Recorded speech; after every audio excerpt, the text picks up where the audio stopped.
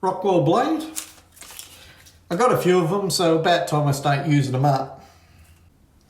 I'm still rocking Mutiny Bay Rum, Global Shave Club International Americano twist open. Very basic, very beautiful, extremely functional, make a great travel razor this one. Pop in your blade, close down your doors, have a quick look and make sure it's even. It doesn't need a bit of a shake one way or the other. Now I've been using the Find for a couple of days, and one of the interesting things about synthetics is the longer you use them, the bigger the bald patch in the middle from doing the 3 steps. Froth, broth and lather, the 3 steps. So this has turned into a very full synthetic of lather. Real men shave their faces. Real men shave their faces.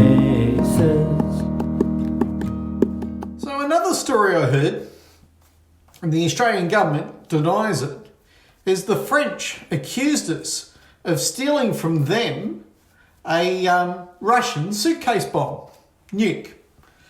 Now the Australian government has denied it was us who stole it. Well, we're going to deny it, aren't we? But it's very handy to have a spare nuke up the old, magician style. You never know when one will come in handy. So, a few years after that, the Timorese had an election and decided to become an independent nation. The Indonesians, however, were not as impressed with this change, and they armed the militias who set about terrorising the place. Our then Prime Minister, the Honourable John Howard, had a very off-the-books meeting with the military and said, what are our options? And they came up with the following plan. At the time, I'm pretty sure we still had some F-111s. And they sent 2 of them off to Indonesia. I think they had to refuel on the way, underneath the radar.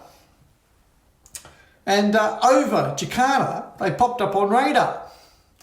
And the story goes, the Indonesians shit themselves.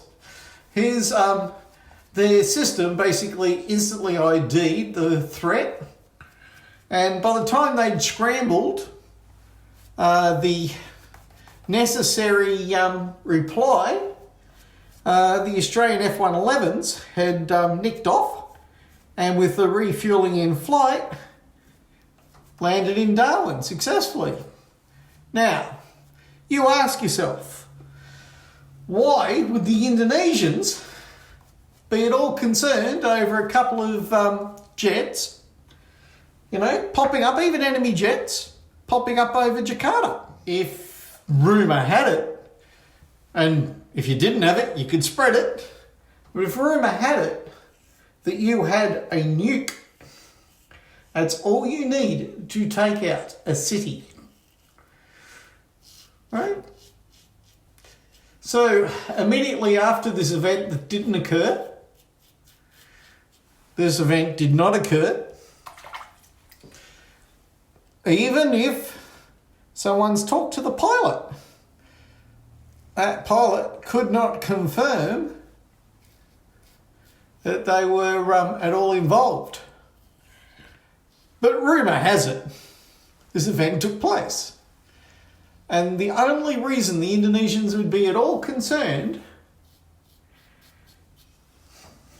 would be they weren't conventionally armed F-111s. Now, I'm not suggesting Australia has a nuclear program. If we didn't have a nuclear program, then it could have been the nicked Russian suitcase bomb redeployed. Whether you believe my story or you don't believe my story, believe the result. Immediately after this story, in certain circles rumoured, the Indonesians pulled out of East Timor. And without any kerfuffle, the Australians moved in to help rebuild East Timor. Believe it or not. Now, we're good friends with East Timor, and we're good friends with Indonesia. And sometimes a good friend just needs reminding what a fucking awful enemy you'd make. As I say, nations don't have friends, nations have interests.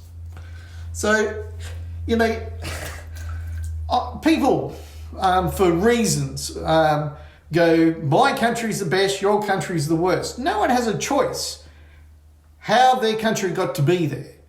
Whether you're a white South African born into South Africa or a black African born into Northern Africa.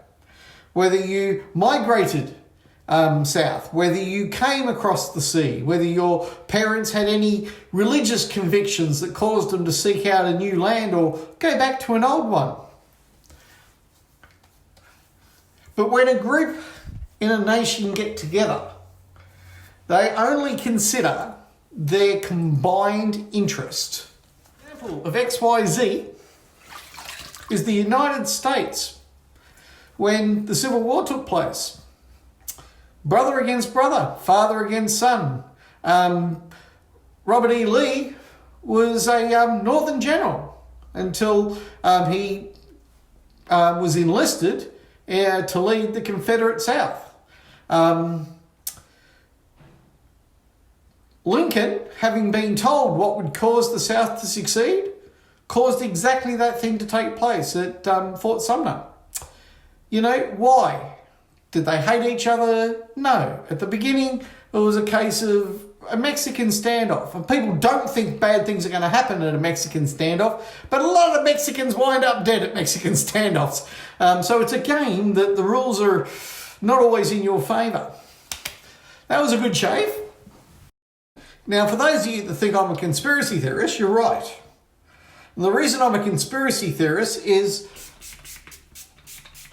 over my life, having listened to lots and lots of people tell stories, I've discovered that the conspiracy eventually becomes the truth.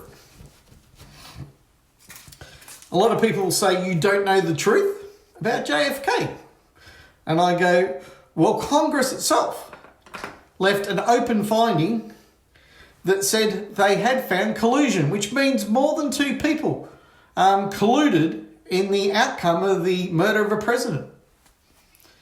Now, the science today, where they've been able to take recordings, enhanced pictures, etc., has pretty much shown a lot of people's shot from the grassy knoll, more than one shooter, the presidential security being taken away before the assassination, the security guy that's supposed to be protecting the president is ordered down and away from the vehicle. I mean, they couldn't have done much more except have the driver himself shoot the president. There's an idea. The fact is that everywhere along the way, it's obvious that lots of people had a finger in the pie. Over the years, we now know more than we've ever known. But most people's knowledge has stopped at the... Why? Because to this day, most of it's still classified. Why? Well, it could be the Bushes and the Clintons and a few others would all be in jail if the truth came out. I mean, one thing led to another. You've got Contra. It was never cleared up. You've got, I don't know, name it.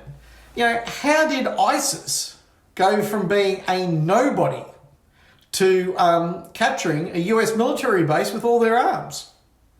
Don't know. They had a four-wheel drive. And I go, well, who bought them the four-wheel drives? Those white four-wheel drives that they drove up in. And the troops went away because all their commanding officers had been ordered down because the Americans had said, we're not protecting our own base. How did that happen? No one seems to ask these questions. Everybody says America conquered ISIS. No, they didn't.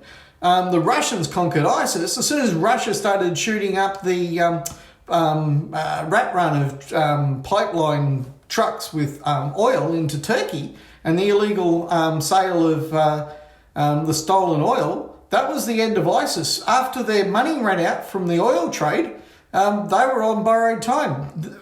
The Russians could find ISIS.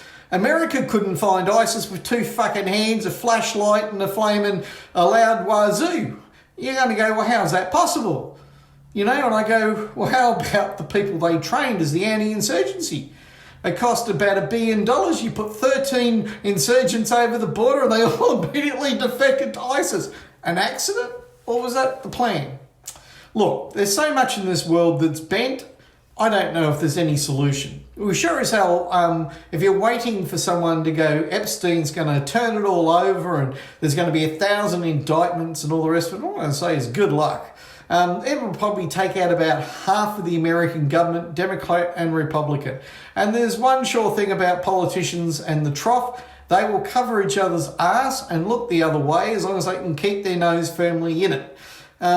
Are the American people going to be like they do in Hong Kong where 1 million people turn up, 2 million people and tell China fuck off? I doubt it.